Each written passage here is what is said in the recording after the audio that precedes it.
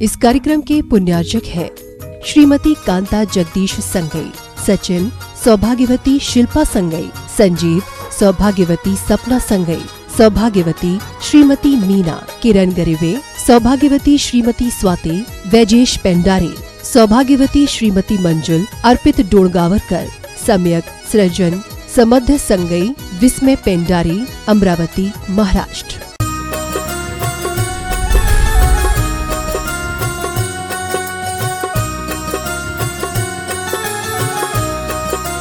देवादिदेव 1008 आदिम तीर्थंकर श्री आदिनाथ भगवान की। दोनों हाथों को आकाश की ऊंचाई में प्रदान करते हुए पूरी चेतना के साथ आपकी उपस्थिति का एहसास हो। यहाँ पर गुणायतन मूल नायक श्री चंद्रप्रभु भगवान की, परम शांति विधायक श्री शांतिनाथ भगवान की, चिंतामणि श्री पार्श्वनाथ भगवान की, वर्तमान शासन नायक श्री महावीर भगवान की, 24 तीर्थंकर भगवंतों की, संत शिरोमणि 108 आचार्य गुरुवर श्री विद्यासागर जी महामुनिराज की, गुणायतन प्रणेता पूज्य मुनिवर श्री प्रमाण सागर जी महाराज की, पूज्य मुनिवर श्री अरह सागर जी महाराज की, सम्मेद शिखर की पावन तीर्थ धराधाम पर स्थित गुणायतन परिसर, जहां पर आप बैठ करके शंका समाधान के इस लोकप्रिय कार्यक्रम को जनवाणी चैनल और प्रामाणिक ऐप के माध्यम से यहाँ पर महाराज श्री के श्री चरणों में तो आप सुन ही रहे हैं, लेकिन इन चैनलों के माध्यम से देश और दुनिया में जो भी दर्शक अपने घर पर बैठे हुए टीवी सेट के सामने इस कार्यक्रम को देख रहे हैं, उनका और आप सभी का गुणायतन परिवार हार्दिक हार्दिक स्वागत एवं अभिनंदन करता है। बंधुओं, गुणायतन में पंचायतन शैली के जिस जिनालय का निर्माण कार्य चल रहा है, वह विश्व का एक अलौकिक और अद्वितीय जिनालय है। पंचायतन शैली के इस प्रकार का जिनालय पूरे विश्व में कहीं पर भी आज तक नहीं है। आप इसे देख रहे हैं, उसकी कलाकृति देखिएगा, उसमें जो भी कारीगरी की जा रही है वो सब भी आप बहुत बारीकी से देखिएगा, जिसमें कुछ ही दिनों के बाद दिव्य परमात्मा प्रतिष्ठित होकर के विराजित होने वाले हैं। और साथ ही साथ में जिनागम के सार संक्षेप में थोड़े ही समय में समझने के लिए गुणायतन के सामने ही अनुभव केंद्र का निर्माण कार्य लगभग पूर्णता की ओर है, जहां पर समोसरण दर्शन के माध्यम से दिव्य परमात्मा के पूर्व जीवन चरित्र को हम समझ सकेंगे और साथ ही साथ हम अपने जीवन चरित्र को समझने के लिए आत्मा से परमात्मा की मूवी के माध्यम से जान सकेंगे, समझ सकेंगे। गुणायतन के इस वृद्धि क्रम के उपक्रमों को देखते हुए देश और दुनिया के अनेक उदारमना दानदातार प्रतिदिन गुणायतन परिवार से जुड़ते हैं, अपनी चंचला लक्ष्मी का सदुपयोग करते हुए। हम आपसे अनुरोध करेंगे, क्योंकि हम उन दानदातारों के नाम की घोषणा करें उसके पूर्व आपसे भी अनुरोध करेंगे कि आप आज यहां पर हैं, गुणायतन में पधारे हुए हैं। अगर आप गुणायतन परिवार के साथी हैं तो थोड़ा सा 2 कदम और आगे बढ़ने की कोशिश कीजिएगा। गुणायतन परिवार के साथी नहीं भी हैं तो आप गुणायतन परिवार से जुड़िएगा, किसी ना किसी रूप में आप गुणायतन से जुड़िएगा, क्योंकि यहां पर दिया हुआ दान शाश्वत दान है। एक संस्कृति, एक इतिहास का निर्माण हो रहा है और आने वाली आपकी पीढ़ी, आपका परिवार बहुत गर्व के साथ कह सके कि हमारे पिताजी ने, हमारे दादाजी ने, हमारे परिवार ने उस गुणायतन में दान दिया हुआ था जहां पर संपूर्ण संस्कृति का निर्माण किया जा रहा है। तो मैं आपसे अनुरोध करता हूं और साथ ही अपेक्षा करूंगा कि जिन दानदाताओं के नाम लूं उनकी आप करतल ध्वनि से दान की अनुमोदना करेंगे। लेकिन पहले दोनों हाथों को जोड़िएगा, त्रिवार महाराज श्री के श्री चरणों में नमोस्तु करके मंगल आशीष लेते हैं। आपको भी मंगल आशीष मिले और देश और दुनिया में इस कार्यक्रम को जो लोग अपने घरों पर बैठ करके देख रहे हैं उनके लिए भी मंगल आशीष की छांव प्राप्त हो। हे महाराज श्री, नमोस्तु नमोस्तु नमोस्तु। आज गुणायतन परिवार से जो निर्माण निधि के रूप में जुड़ रहे हैं, हम उनके नामों की घोषणा यहां पर कर रहे हैं। आप अपने कर्तव्य का निर्वहन कीजिएगा करतल ध्वनि के साथ में। श्री डूंगरमल लाड देवी गोधा भीलवाड़ा राजस्थान से जुड़ रहे हैं, जोरदार करतल ध्वनियों से सम्मान कीजिएगा। और जो लोग यहां पर उपस्थित हों तो भी अपने स्थान पर खड़े होकर के महाराज श्री का मंगल आशीष ग्रहण करते जाएंगे। श्री पवन कुमार अंजना जैन झंडा वाले परिवार मंदसौर मध्य प्रदेश से जुड़ रहे हैं। श्री अभिषेक राजेश जैन शौगानी मालपुरा टोंक राजस्थान से जुड़ रहे हैं। श्री राजेश कुमार प्रेमचंद जी जैन सौगानी मालपुरा टोंक राजस्थान से जुड़ रहे हैं। अगर ये मालपुरा वाले यहां उपस्थित हों तो अपनी जगह पर खड़े होकर के महाराज श्री का मंगल आशीष ग्रहण कर लें। श्री कमरपाल जैन भीलवाड़ा राजस्थान से जुड़ रहे हैं। श्री मुलायम चंद मुन्नी देवी जैन, श्री शरद कुमार जैन मोदी परिवार भानगढ़ से जुड़ रहे हैं। यहां पर हैं, अपनी जगह पर खड़े होकर बंधु एक बार सामूहिक करतल ध्वनि, सभी निर्माण निधि सदस्यों के लिए सामूहिक करतल ध्वनि से सम्मान करें। हम यहां मंच पर आमंत्रित कर रहे हैं आज जो गुणायतन परिवार से निर्माण मित्र के रूप में जुड़ रहे हैं श्री कोमल चंद जैन, श्रीमती अनीता जैन सुसनेर आगर मालवा से पधारे, मंच पर आइएगा। गुणायतन के परिवार के रूप में निर्माण मित्र से जुड़ रहे हैं, आइएगा। जोरदार जोरदार करतल ध्वनि से उनका सम्मान करें। मंच पर ऊपर आ जाएं, मंच पर ऊपर आ जाएं।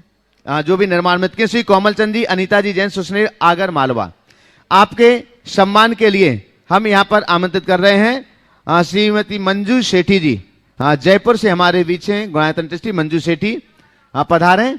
और आज जो गुणायतन से निर्माण मित्र के रूप में जुड़ रहे हैं उनका सम्मान करेंगे।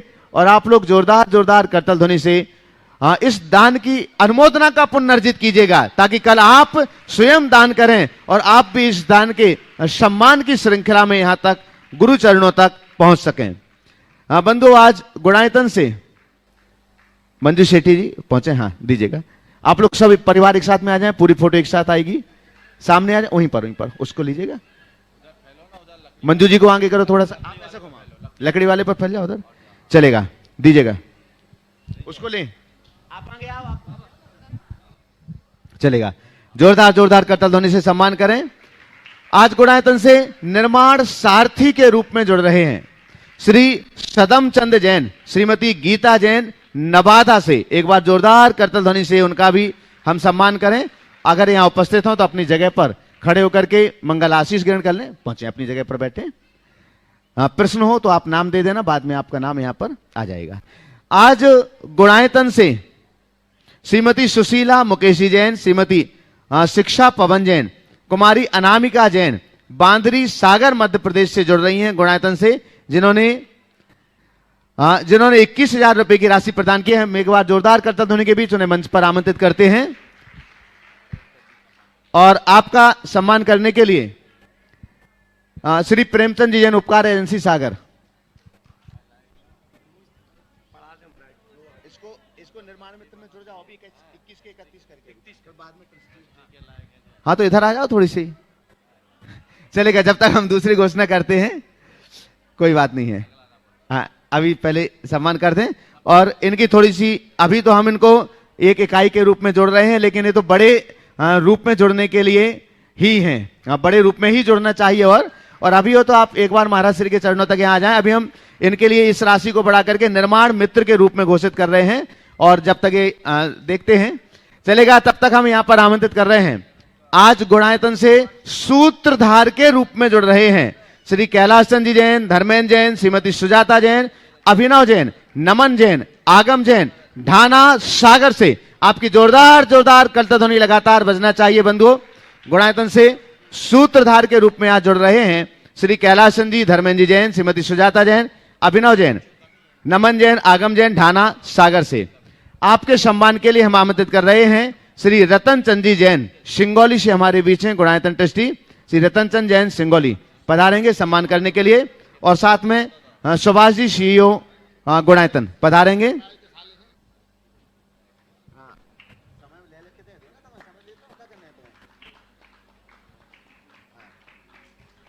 जोरदार आपकी तालियां जैसे आपको लग रही है, दोनों हाथ उठा करके गुणायतन के सूत्रधार के रूप में आप जुड़ रहे हैं। हाँ चलेगा। हाँ प्रश्न के लिए सूत्रधार से आज जो गुणायतन में जुड़े हुए हैं नमन जैन, सूत्रधार परिवार से नमन जैन ढाना और अभिनव जैन ढाना। अरे रे नमन जैन आ जाए प्रश्न के लिए, माइक दो। नमन और अभिनव दोनों आ जाए प्रश्न करने के लिए। और इसके बाद में तैयार रहेंगे वीणा जैन, रोहिणी दिल्ली।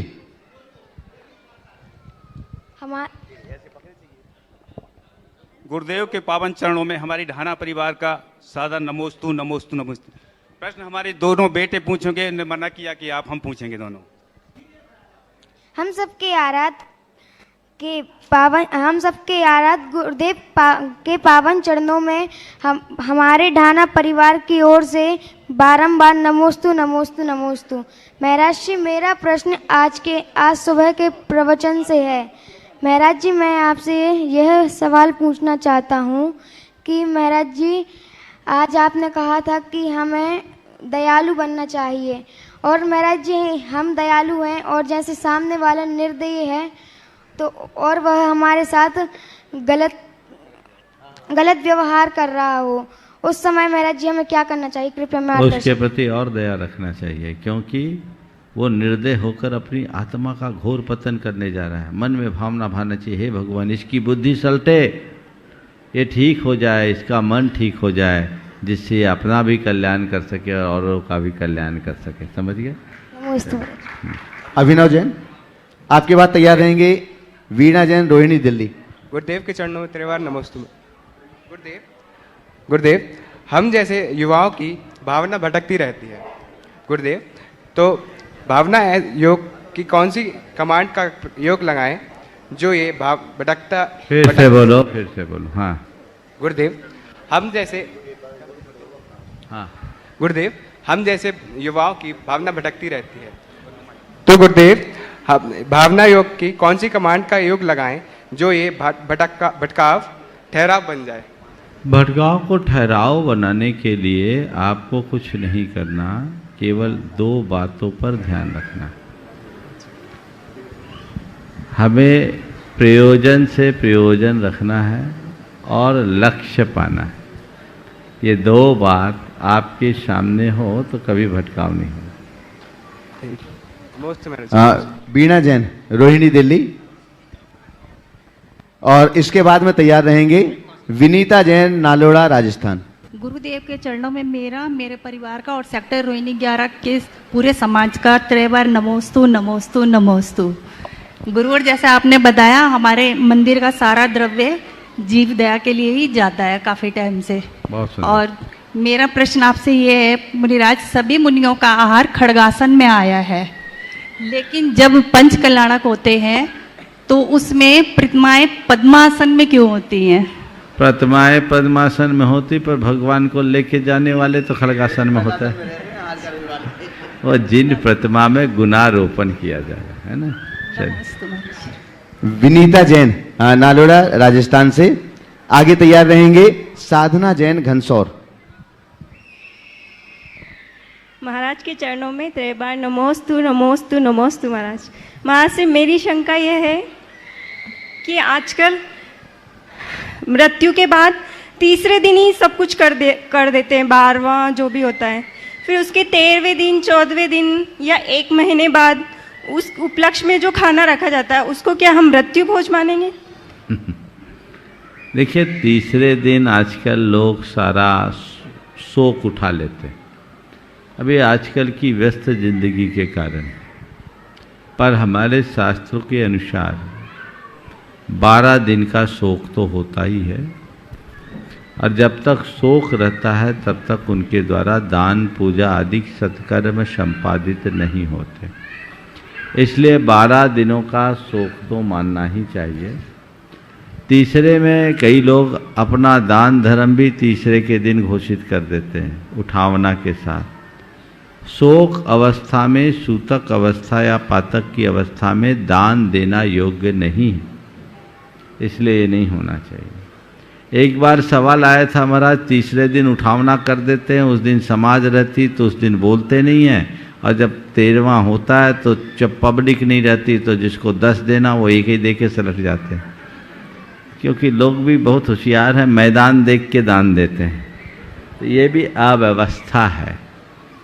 12वां होने के बाद 13वें दिन ही हमें विधि पूर्वक सारा कार्य करना चाहिए, और किसी भी प्रकार के प्रतिकूल संयोग के समाप्ति के बाद दान का कर्म करके और पूजन का कर्म करके ही अपने दिन की शुरुआत करनी चाहिए, आगे बढ़ना चाहिए, क्योंकि इस कर्म से आपका अंतराय टलता है।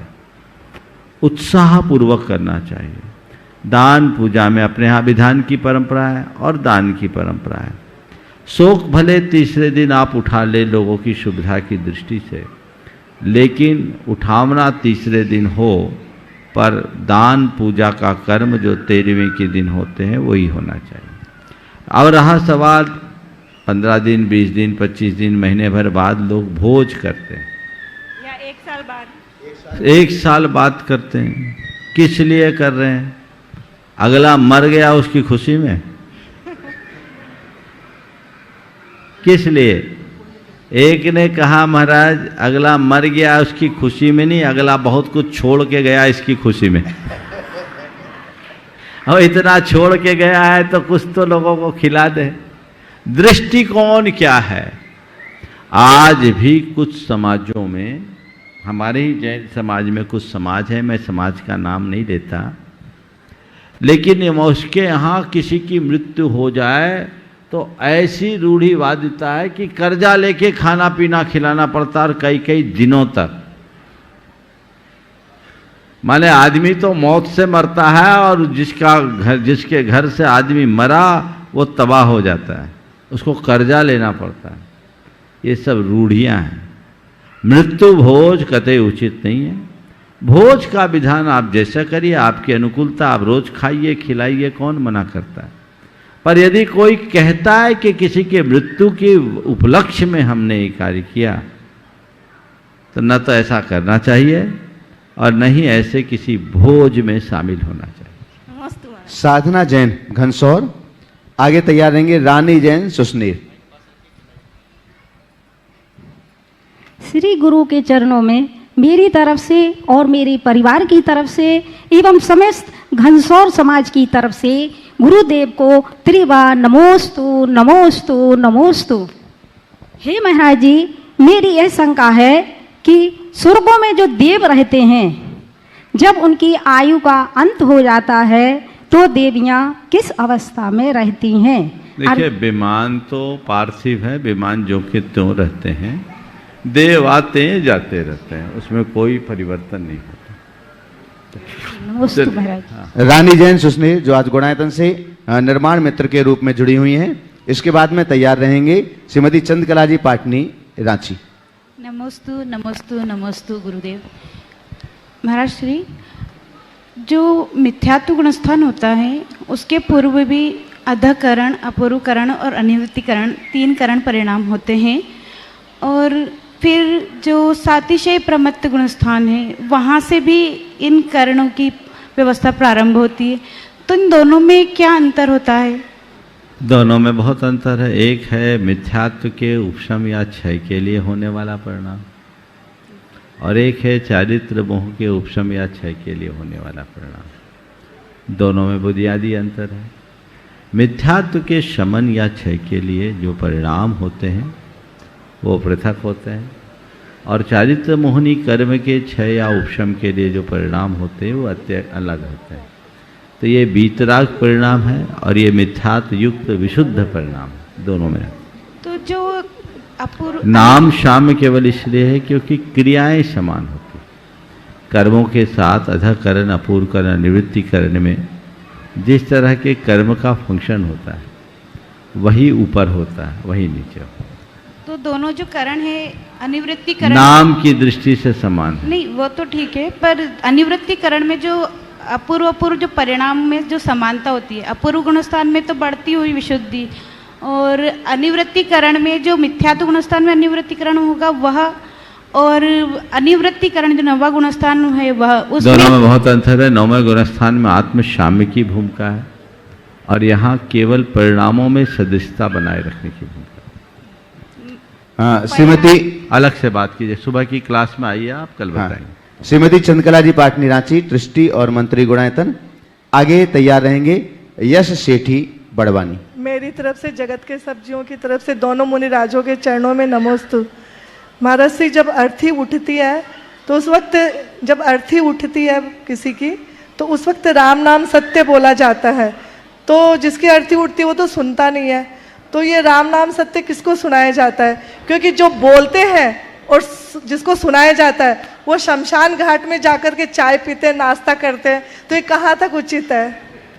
मैं तो यही बोलता हूँ कि आजकल राम नाम सत्य मुर्दों को सुनाया जाता है, काश जिंदों को सुनाया जाता तो समझ में आता है। दरअसल किसी की शव यात्रा में जो राम नाम सत्य है ये शब्द का प्रयोग किया जाता है, वो जीवन के यथार्थ का बोध कराने के लिए कराया जाता है कि देख ले भाई, इस आदमी ने दुनिया में बहुत कुछ जोड़ा लेकिन सब छोड़ के जा रहा है। वो सब असत्य था, वो झूठा था चला गया, लेकिन राम नाम सत्य है, जीवन का परम सत्य जो हमारे भीतर की चेतना वही है जो इसके साथ से चले गए। ये असत्य है, असत्य जलेगा, सत्य शाश्वत रहेगा। ये तमाम लोगों की आंखें खोलने का संदेश है कि राम नाम सत्य है, बाकी सब असत्य है। मिश्री लाल एडवोकेट का ये गीत गुना वालों का बहुत प्यारा गीत, आगे आगे अपने ही अर्थी के मैं गाता चलूं, सिद्ध नाम सत्य है, अरहंत नाम सत्य है। तो ये जो बात है केवल इस बात का एहसास कराने के लिए कि तुम किसी की शव यात्रा में जाओ तो समझो एक दिन तुम्हारी भी अर्थी उठेगी, तुम्हारी भी थतरी बंधेगी, फिर तुम्हारा क्या होगा। मैं यहाँ उपस्थित सभी लोगों से कहता हूँ थोड़ी देर के लिए अपनी आंखें बंद करो और कल्पना करो तुम मर गए, फिर क्या होगा। आंखें बंद करो सब लोग, आप भी करो। आंखें बंद करके देखो, अगर मान लो अभी मैं मर गया, फिर मेरा क्या है। ये पसारा साथ जाएगा, खोल लीजिए आंखें, अब तो जिंदा हो जाइए, है ना। अब क्या है, कुछ भी तो साथ नहीं है। बस जीवन के सत्य का बोध जिसको होता है उसका रास्ता बदल जाता है।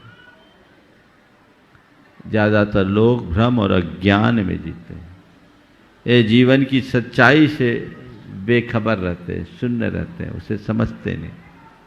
तो अपने जीवन के सत्य को जाने, यथार्थ मार्ग पर चलने का उपक्रम करें, इसलिए है। लेकिन आजकल पहले तो कहते शमशानिया वैराग्य होता था, अब शमशान में भी पार्टियां चलती, और आजकल के शमशान भी थोड़े 5 स्टार होने लगे, सुविधाएं वहां सुलभ होने लगी। ये मनुष्य की बढ़ती हुई संवेदनहीनता का द्योतक है। पर अंततः जाना सबको वही है, ठिकाना वही है, एक दिन सब धरा रह जाएगा। इसलिए इससे पहले कि तुम मरो, अपने जीवन को अमर बनाने का रास्ता पकड़ लो। एक दिन तुम मरोगे, तुम्हारी अर्थी उठेगी, तुम्हारी चिता जलेगी, पर मैं कहता हूं इससे पहले कि तुम्हारी अर्थी उठे, अपने जीवन के परम अर्थ को जान लो। इससे पहले कि तुम्हारी चिता जले, अपनी चेतना को जगा लो। अर्थी के उठने से पहले जीवन के अर्थ को जानो, और चिता के जलने से पूर्व अपनी चेतना को जगा लो, ताकि अपने इस जीवन को सार्थकता प्रदान कर सको। यश सेठी बड़वानी, आगे तैयार रहेंगे अभिषेक जैन बेंगलोर। नमोस्तु महाराज श्री, नमोस्तु नमोस्तु नमोस्तु महाराज श्री।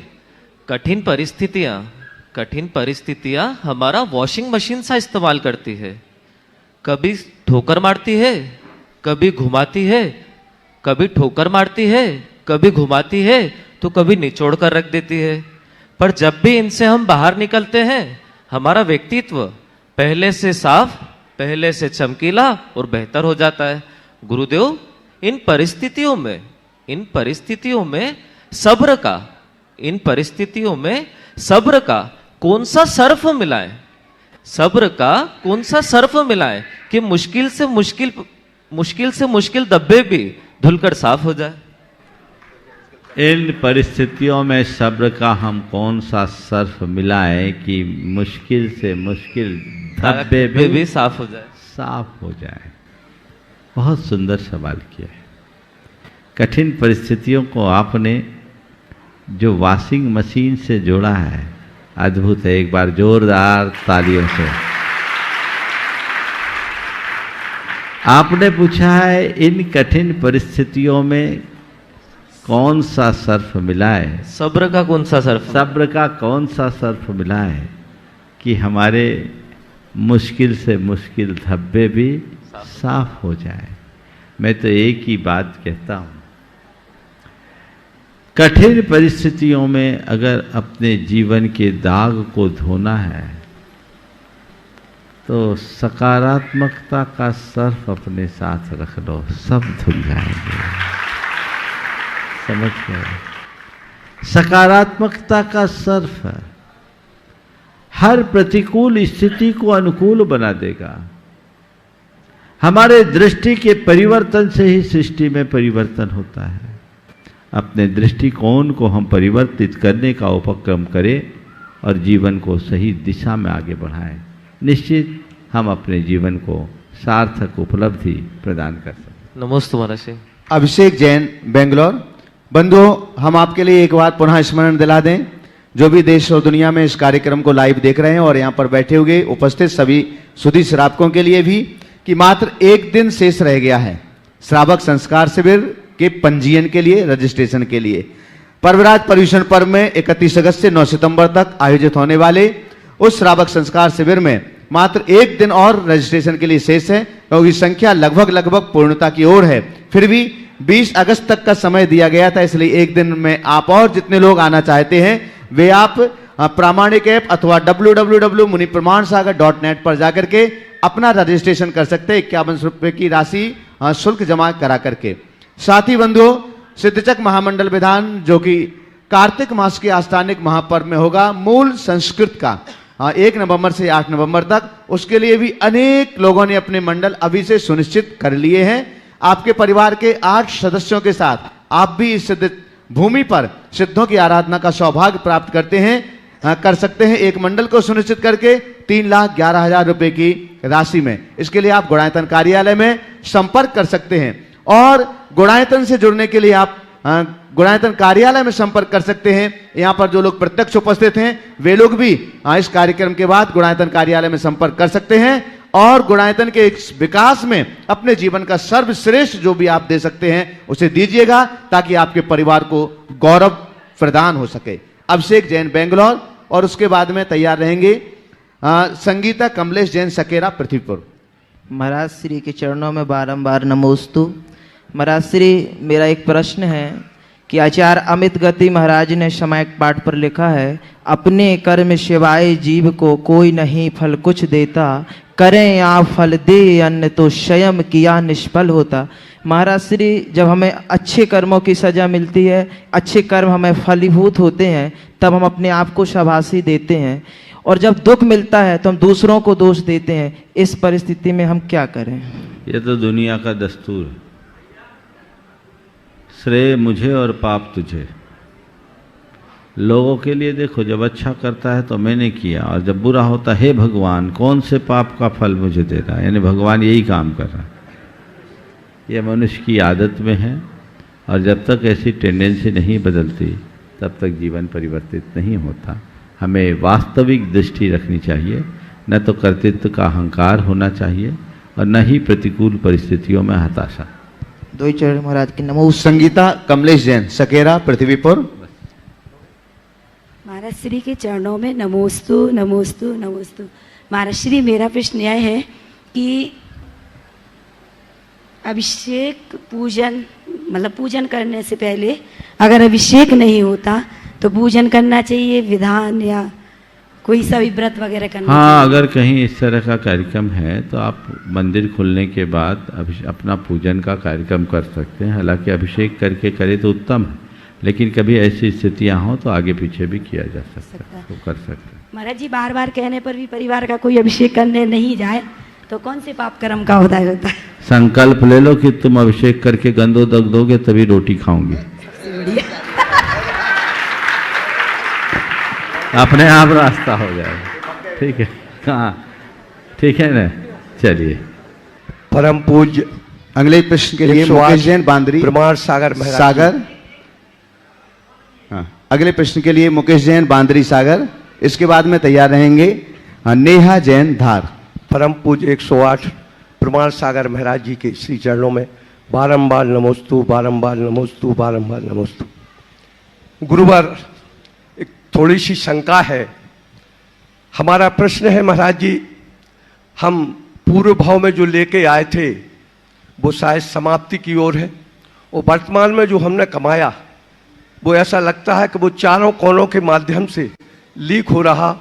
और महाराज जी हमें ऐसा कोई पेस्ट बताएं, कोई ट्यूब बताएं जिसके माध्यम से वो चारे कोनों का लीक बंद हो जाए और हम वर्तमान का कमाया हुआ अगले भाव के लिए ले जा सकें। पहला काम तो ये करो, खोना कम करो, गमाना कम करो। गमाना कम होगा तो अपने आप बचने लगेगा। गमाना घटाओ, कमाना बढ़ाओ, तो बचाना अपने आप आ जाएगा और बचा हुआ तुम्हें यहाँ से वहाँ तक बचा लेगा। नमस्ते। ओम।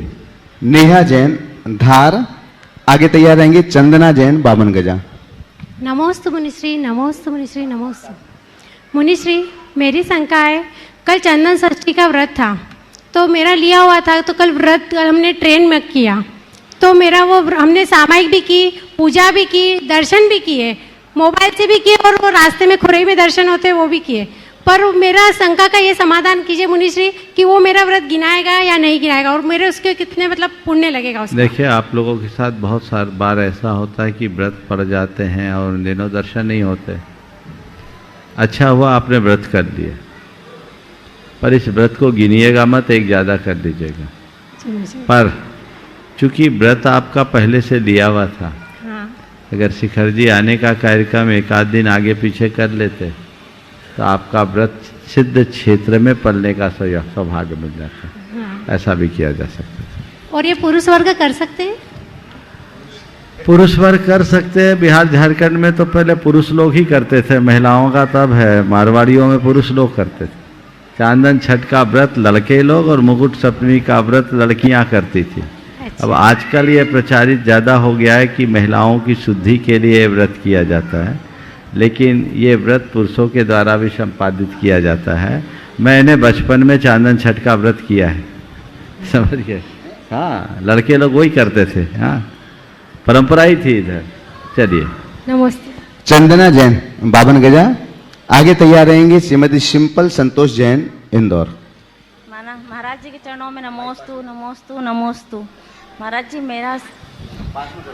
मेरा सवाल है कि व्यक्ति जन्म बिना मुहूर्त से लेता है और मरता भी बिना मुहूर्त से, लेकिन हर कार्य मुहूर्त देख के ही करता है। जैसे कि अभी रक्षाबंधन थी तो सुबह से शाम तक बोले कोई मुहूर्त नहीं है, तो रात को राखी बंधवाई, बोले कि मुहूर्त है।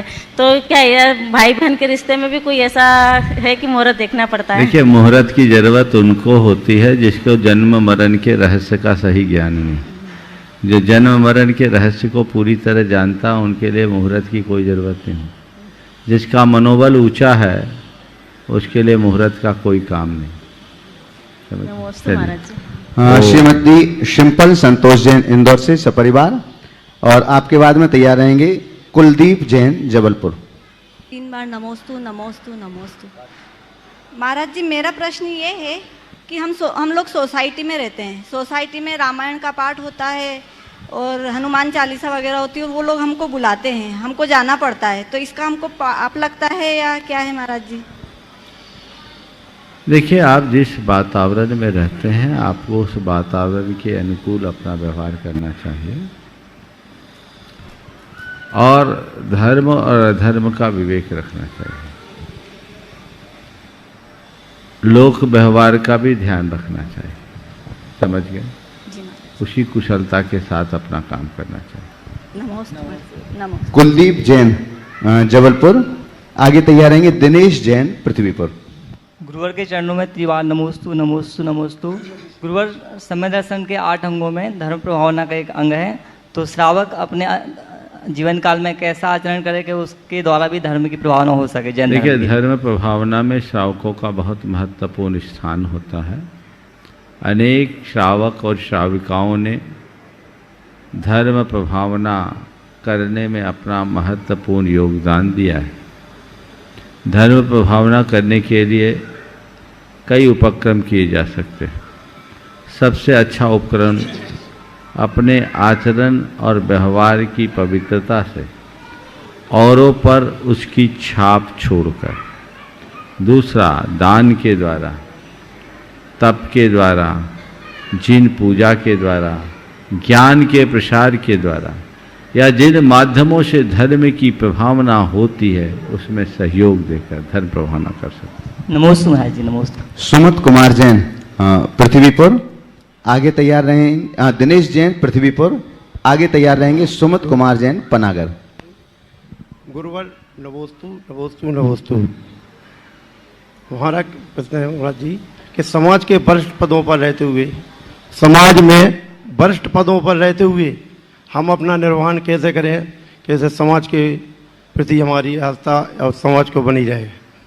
समाज के मुख्य पदों पर रहते हुए हम अपना आचरण कैसे करें कि हमारी समाज के प्रति हमारी समाज को हमारे प्रति आस्था बनी रहे कि हम समाज में। देखिए, समाज की आपके प्रति आस्था तब बनेगी जब आप समाज के सामने वैसा आदर्श उपस्थित करोगे। जो व्यक्ति अच्छा आदर्श उपस्थित करता है, हर कोई उसका अनुकरण करने के लिए तत्पर रहता है। अच्छा आदर्श उपस्थित कीजिए, सामने वाला आपका अनुकरण करेगा और जीवन का रूपांतरण करेगा। अपने आचार, अपने व्यवहार से टीम भावना लेकर सबको जोड़कर चलने की कोशिश कीजिए, सब अपने आप जुड़े रहें। सुमित कुमार जैन पनागर आगे तैयार रहेंगे। श्रीमती मुन्नी मुलायम चंद जैन भानगढ़। महाराज जी के चरणों में बारंबार नमोस्तु। महाराज जी, कई बार ऐसा होता है कि हमारा परिवार बहुत बड़ा होता है और कई बार ऐसा होता है कि हमें अपने परिवार से बहुत दूर होना पड़ता है, हजारों मीलों दूर होना पड़ता है। और चूंकि दूर रहने की वजह से हम परिवार के कई सदस्यों को, कुटुंब के कई सदस्यों को ठीक से जान नहीं पाते हैं और पर उनकी सोच सूतक हमें माननी पड़ती है और पूरी शुद्धता रखनी पड़ती है दूर होते हुए भी। तो ये कहाँ तक उचित है? देखो भाई, ये सौर सूतक ही एक ऐसा माध्यम बचा है जिससे तुम्हें अपने कुनबे का पता चलता है। अगर इसको भी ख़त्म कर दो तो वो भी ख़त्म हो जाएगा। अपने कुनबे को बनाए रखना चाहते हो कि नहीं? जी महाराज जी। तो सौर सूतक तो निभाना ही चाहिए ना। कम से कम इस बहाने इतना तो पता चलता है कि हमारे कुटुंब का कोई है, हमारे कुनबे का कोई है, कोई आया कोई गया। दूर देशों में रहने के बाद भी रक्त संबंध के साथ सौर सूतक लगता है और उसे मान्यता देनी चाहिए। जी महाराज जी, नमोस्तु महाराज। श्रीमती मुन्नी मुलायम चंद जैन भानगढ़ आगे तैयार रहेंगे। नम्रता जैन बानपुर। नमोस्तु महाराज जी, नमोस्तु नमोस्तु। पूरी भानगढ़ समाज की तरफ से, पूरी परिवार की तरफ से नमोस्तु नमोस्तु नमोस्तु। हे भगवान, अंतराय कर्म का बंध किस पाप कर्म को से होता है और उसके फल में कौन कौन से? फिर से बोलो। अंतराय कर्म का बंध कौन कर्म करने से होता है और उसके फल में कौन कौन से दुख मिलते हैं? अंतराय कर्म का बंध लोगों को विघ्न देने से होता है। आप औरों के कार्यों में विघ्न डालेंगे, अंतराय का बंध होता है। इसी तरह जिनेंद्र भगवान की पूजा में विघ्न डालने से भी तीव्र अंतराय कर्म का बंध होता है। और जिनके अंतराय कर्म का तीव्रोदय होता है उनके सारे कार्यों में रुकावटें आती हैं, क्योंकि विघ्न और रुकावट अंतराय का मूल काम है। तो जैसे हमारे जीवन में विघ्न आते हैं और रुकावटें आती है तो अंतराय हमारा बंधता रहता है, बढ़ता रहता है। इसलिए अंतराय कर्म से बचना है तो दो उपाय बताए हैं। दान करो और भगवान की पूजा करो। पात्र दान और जिन पूजा, ये दो अंतराय टालने के सशक्त माध्यम। नमोस्तु भगवान, नमोस्तु। नम्रता जैन बानपुर आगे तैयार रहेंगे। रोहिणी जैन पृथ्वीपुर। नमोस्तु नमोस्तु नमोस्तु नमोस्तु नमोस्तु नमोस्तु। महाराज श्री, मेरा प्रश्न यह है कि हमें सिर्फ कर्म करना चाहिए और कभी फल की आशा नहीं करनी चाहिए क्या? कर्म करना चाहिए, फल की आशा नहीं करनी चाहिए क्या? कर्म करने पर विश्वास रखना चाहिए, फल को लेकर व्याकुल नहीं होना चाहिए। निष्कर्म योग का बड़ा आनंद है, क्योंकि हमें हमेशा एक बात स्मरण में रखना चाहिए कि हमारे हाथ में केवल प्रयास है, परिणाम नहीं। हम अच्छा प्रयास करें और जो परिणाम निकले उसे अच्छा मान। नमोस्तु महाराज। रोहिणी जैन पृथ्वीपुर। आपका भी है? हाँ पूछ लो नमोस्तु महाराज श्री। हमारा एक महाराज श्री जातिगत प्रश्न है थोड़ा सा, कि पहले जैनों को अलग से कॉलम नहीं था जैन लोगों के लिए, जो जैसे गवर्नमेंट फॉर्म भरते अपन किसी भी चीज़ का फॉर्म भरते तो उसमें जातिगत टिक में सिर्फ हिंदू, मुस्लिम्स, क्रिश्चियंस और सिख के लिए था। पर अभी जो है वो जैनों को अलग कास्ट में डिवाइड करके उनके लिए अलग से कॉलम कर दिया गया है। उसके बाद से क्या हुआ है कि पूरे ऑल ओवर इंडिया में लोगों का जो जैनों के प्रति माइंड सेट हो गया है ना, वो जैसे हिंदू का मुस्लिम्स के प्रति है या क्रिश्चियंस के प्रति है, तो वैसा ही माइंड सेट उनका जैनों के प्रति हो गया है। तो कई बार आप IAS में भी ऐसा हुआ है कि भाई एक साथ अगर 10 जैनों का एक साथ इंटरव्यू हुआ है तो उसमें सिलेक्शन में उन्होंने ऑब्जेक्शन लिया है। फिर जैसे लोकल एरिया में हम खुद ही अपनी प्लेस की पर्सनल बात कर रहे हैं कि अपने प्लेस में रहते हैं, तो हमसे कई लोग ये बोलते हैं कि अगर तुम लोग अलग अलग भागोगे ना ये जैन, तो तुम लोगों की दशा मुस्लिम्स जैसी हो जाएगी, फिर कि ना तुम भारत में रह पाओगे ना कहीं रह पाओगे। तो महाराज श्री हमारी ये शंका है कि एटलीस्ट समाज को ऐसा गाइडलाइन मिले कि वो पूरी ऑल ओवर इंडिया से कनेक्टिविटी बना करके चले, ताकि सामाजिक सद्भावना बनी रहे। देखो, जैनों ने सदैव सबके साथ संबंध बना के रखा है। आज भी जैनियों का सब में बहुत बराबरी का योगदान रहा। आप सबको मालूम है कि बाबरी मस्जिद जब टूटा था तो उसको तोड़ने वालों में कोठारी बंधु कौन थे? जैन हमेशा समाज की मुख्य धारा से बढ़े हुए, और देश में जितने भी धार्मिक सामाजिक उपक्रम होते हैं उसमें जैनियों का बढ़ चढ़ कर के योगदान रहा है और रहता है। जहाँ तक जैनों को अलग से रखने की बात है तो वह केवल इस वजह से कि जैन धर्म एक स्वतंत्र धर्म है, उसका अस्तित्व और उसकी अस्मिता बनी रहे, और इसलिए जैनियों को धार्मिक अल्पसंख्यक का दर्जा देने की बात की गई। और वह भी केवल इसलिए कि आज विभिन्न प्रकार की शिक्षण संस्थानों में उनके संचालन की जो स्वायत्तता है उसका लाभ हमें मिले, और हम लोग अपनी शैक्षणिक संस्थानों का ठीक तरीके से संचालन करके समाज को लाभान्वित कर सकें। जैनों के द्वारा संचालित शिक्षा संस्थानों में जैन ही नहीं पढ़ते, बल्कि जैनों से ज़्यादा अजैन पढ़ते हैं। तो जैनों ने सदैव आम जनता के लिए काम किया है। जन कल्याणकारी कार्य जितना अधिक जैनों के द्वारा किया गया है, मैं समझता हूँ जनसंख्या के अनुपात से उतना किसी के द्वारा नहीं किया गया। ये बात लोगों को समझना चाहिए और समझाना चाहिए। जहाँ तक सवाल है लोगों के द्वारा इस तरह की टिप्पणी करने की, तो ये कतिपय नकारे लोगों के साथ होती है। वो जातिवाद की भावना तो कईयों में लाते, कभी जाट की बात आती, कभी गुजर की बात आती, कभी मीना की बात आती है, कभी OBC की बात आती, कभी इधर की बात आती, कभी उधर की बात आती, कभी ठाकुर की बात आती, कभी ब्राह्मण की बात आती। ये तो बात जिनको उत्पन्न करना है वो बात बेबात में अपनी बात खड़ी करते रहते। हमें उन सब बातों से प्रभावित नहीं होना चाहिए। आज कई देश प्रांतों में, आज जैसे पंजाब में जाओ तो पंजाब में सिख बाहुल्य है, हिंदू वहाँ अल्पसंख्यक है। तो अल्पसंख्यक होने का मतलब वो थोड़ी है कि मुख्य धारा से कट गए। जैनों का अल्पसंख्यक होने का मतलब हिंदू नहीं होना। हिंदू कोई जाति नहीं, हिंदू एक संस्कृति है जो हिंदुस्तान की मूल संस्कृति है। जो हिंसा से दूर रहे वो हिंदू है, इसलिए जैन भी हिंदू है, इसमें कुछ सोचने की बात है।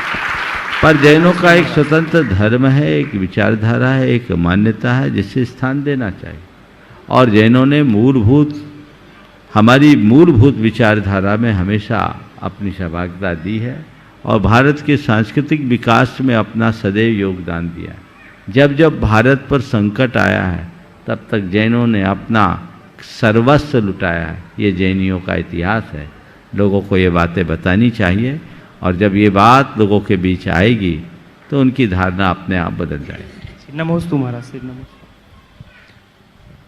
महाराज श्री, हम कुछ ऑनलाइन प्रश्नों को आपके समक्ष रख रहे हैं। एक सवाल आगे रोहिणी जैन पृथ्वीपुर, बोलिए। दो महाराजों के चरणों में कोटिशा कोटिशा नमोस्तु नमोस्तु नमोस्तु। महाराज श्री, मेरा क्वेश्चन है कि मेरा बेटा 2 साल का होने वाला है। मैं अपने बेटे को आज के इस दौर में कैसे संस्कार दूं कि वो बाहर के इस माहौल से दूर रहे। मैं देखती हूँ कई परिवार बहुत धार्मिक हैं, मगर उनके बच्चे माँ तो संस्कार बहुत अच्छे देती है, मगर वो बड़े होकर उस संस्कारों से दूर हो जाते हैं। लेकिन मैं चाहती हूँ कि मेरा बच्चा जिस मार्ग पर आर्प हो, उसी मार्ग में मैं कैसे संस्कारित उसको दे सकूं। नमोस्तु महाराज। देखिए, बहुत अच्छी भावना है कि आप अपने बच्चे को अच्छे संस्कार देने के लिए उत्साहित हैं। आज के समय में प्राय लोगों में ऐसे भाव कम दिखते हैं। वो संस्कार देने की बात तो चाहेंगे, लेकिन अपने बच्चों को स्मार्ट बनाना चाहेंगे। मुझे बहुत अच्छा लगा आपके मुख से सुनकर कि आपके मार्ग पर चल सके ऐसे संस्कार कैसे दें। बहुत बिरली माँ होती है जो अपने बच्चों के लिए ऐसे भाव रखती है, और वो माँ बहुत भाग्यशाली होती है जिनके भाव साकार हो जाते हैं, क्योंकि इससे उनकी कोख कृतार्थ होती है। आपने पूछा है हम इसे कैसे संस्कार दें। इसे तत्व ज्ञान का पाठ पढ़ाएं लोरियों के माध्यम से, और इसके हृदय में पाप से डर, इसके हृदय में संवेदनशीलता, इसके हृदय में कुल का गौरव और धर्म की महत्ता भर दें। और जो बातें अपने बच्चे में देखना चाहते हैं वो खुद में प्रकट करें, तो निश्चित रूप से इसके अंदर वह सब कुछ घटित होगा जिसकी आप उम्मीद करते हैं। महाराज जी, कुछ ऑनलाइन प्रश्नों को आपको श्री चरणों में हम निवेदन कर रहे हैं। प्रवीण सिंघई गड़ाकोटा जलासागर से आपके श्री चरणों में नमोस्तु निवेदित करते हुए पूछ रहे हैं, गुरुवर, आपस में बातचीत करते समय जब विचारों में मतभेद हो जावे अथवा माहौल गर्म हो जावे, तो ऐसी स्थिति में हमें किस प्रकार से अपने आप को मोटिवेट करके मतभेद दूर करने की कोशिश करना चाहिए? महाराज श्री समाधान। देखिए, विचारों में जब कभी भी मतभेद हो तो हमें वैचारिक टकराव से बचना चाहिए। अपनी असहमति प्रकट करना कोई बुरा नहीं है, लेकिन अपने अभिमत को थोपने की चेष्टा करना अच्छी बात नहीं है। आप जब कभी भी ऐसी स्थिति किसी के साथ हो, विनम्र और दृढ़ शब्दों में आप कह सकते हैं कि आपकी इस बात से मैं सहमत नहीं हूँ और मैं इस बात पर विवाद पसंद नहीं करता, लेकिन मुझे आपकी ये बात भी पसंद नहीं है, और वहाँ से खिसक सकते हैं।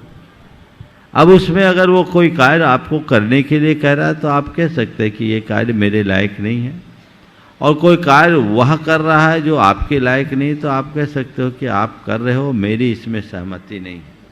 यदि इतनी बात अपने मानस में आ जाए तो चीज़ें हम पर हावी नहीं होगी और हम अपने आप को ठीक कर सकेंगे।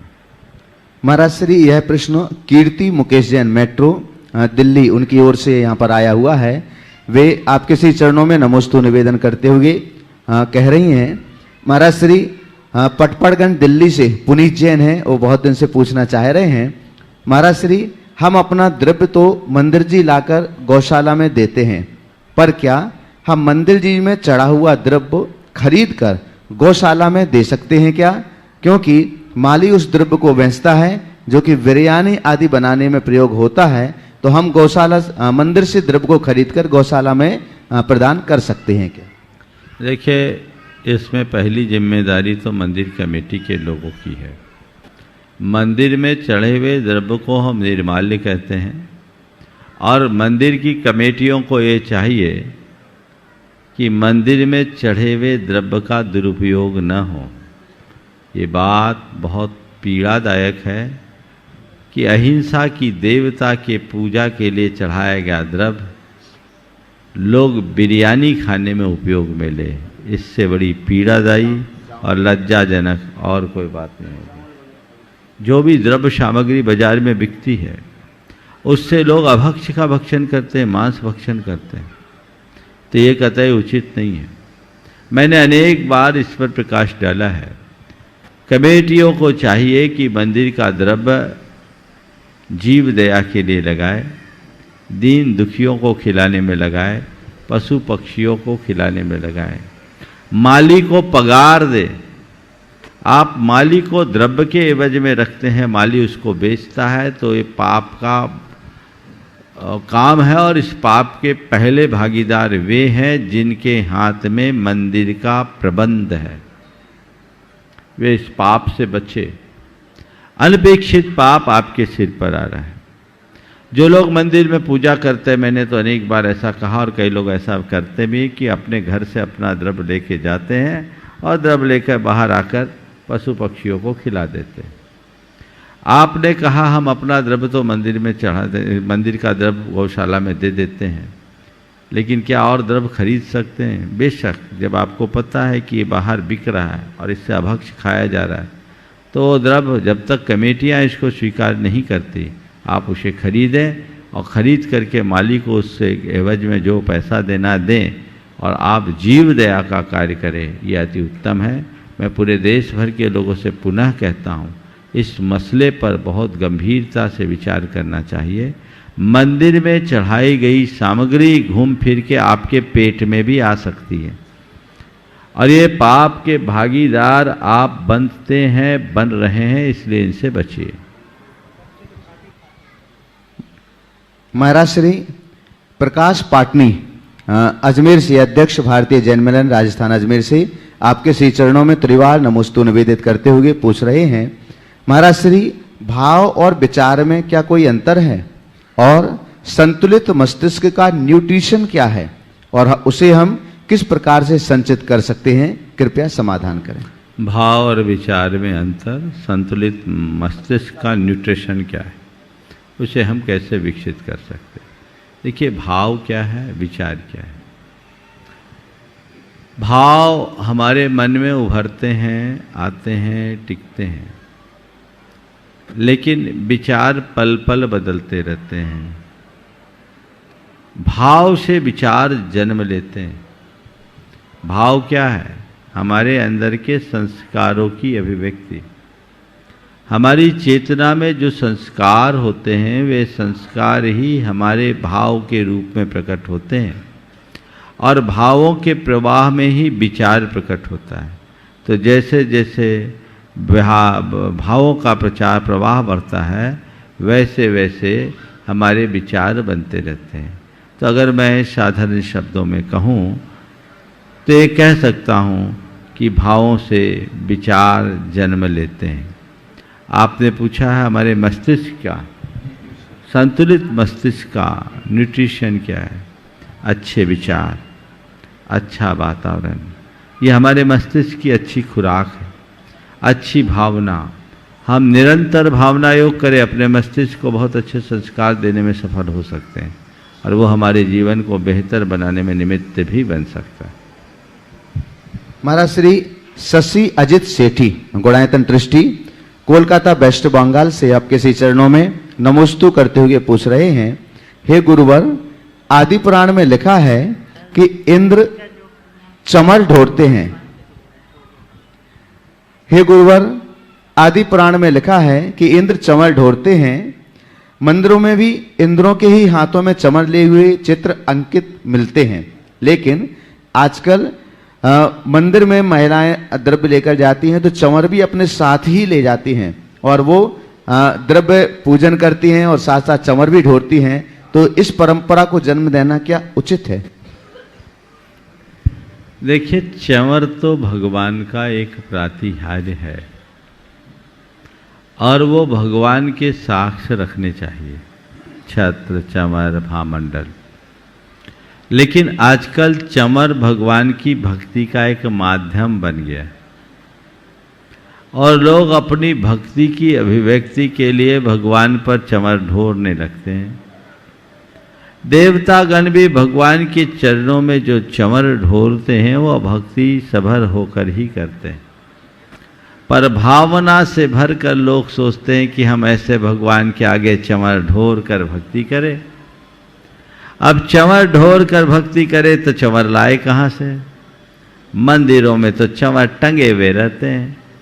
विशिष्ट पूजा विधानों में लोग चंवर लेकर नृत्य भक्ति करते हैं। ये परंपरा बहुत पुराने समय की है। अब वही परंपरा आजकल लोग अपने पूजा के साथ करने लगे और एक सुविधा बनाने के लिए कि अब कहीं से चंवर ना मिले तो क्या करे, अपने चंवर लेके जाओ। और आजकल तो छोटे छोटे चंवर भी आ गए, अब वो चंवर लोग लेके जाने लगे हैं। तो वो चंवर प्रातिहार न होकर आपकी भक्ति का साधन है। तो भक्ति करने की दृष्टि से यदि कोई चंवर ढोरता है तो मैं उसे असंगत नहीं मानता, लेकिन ये सोचना चाहिए कि ये भगवान के प्रातिहार तो भगवान के लिए ही सौंपते हैं, इसे हमें घर में क्यों रखना। हालांकि अष्ट मंगल द्रव्यों में भी चंवर एक मंगल द्रव्य है, इसलिए अन्य प्रातिहारियों की तुलना में चंवर मंगल द्रव्य है। मंगल द्रव्य का प्रयोग कहीं भी किया जा सकता है, रखा जा सकता है, रखते हैं तो अपने विवेक के अनुरूप किया जा सकता है, इसमें कोई हानि नहीं है। पर हमें भक्ति करना चाहिए और भक्ति के अतिरेक से हमेशा बचना चाहिए। आज के इस सत्र को परम पूज्य गुरुदेव के चरणों में नमन अर्पित करते हुए मैं यहीं पर विराम दे रहा हूँ। बोलिए परम पूज्य आचार्य गुरुवर श्री विद्यासागर जी। जय जय जय।